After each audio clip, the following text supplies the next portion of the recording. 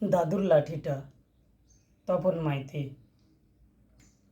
দাদুর শক্তপোক্ত একটি লাঠি ছিল, যা কখনো হাতছাড়া করতে দেখিনি।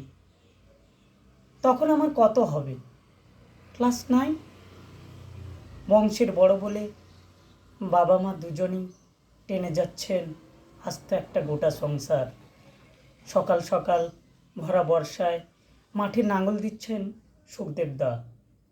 প্রথম মোরগ টাকা ভরে উঠে পড়তাম।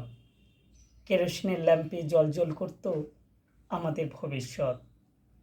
পড়াশোনার ফাঁকে ফাঁকে দেখতাম মা ব্যস্ত হাতে সামলাচ্ছেন সংসারের যাবতীয় কাজ।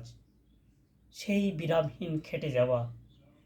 এক মুহূর্ত তাদের বসে থাকতে দেখিনি কখনো। এরপর মুখের উপর কেউ যদি শোনেন, আপনি সংসারের জন্য কি করেছেন, সেই দুঃখে এক বুক কষ্ট নিয়ে হয়তো রাতের বিছানায় যেই শুলেন, সেই শোয়া দাদুর কাল হলো। কাকুর উপর রেগে গিয়ে আর উঠলেন না। দাদুর সেই শখের লাঠিটি বংশানুক্রমে বাবার হাতে চলে এলো। দাদুর মতো বাবা বলতেন, নিজের হাতের লাঠিটা কখনো ছাড়তে নেই তবু, কোনোভাবে তা ছেড়ে গেলে সম্বলহীন হয়ে পড়তে হয়।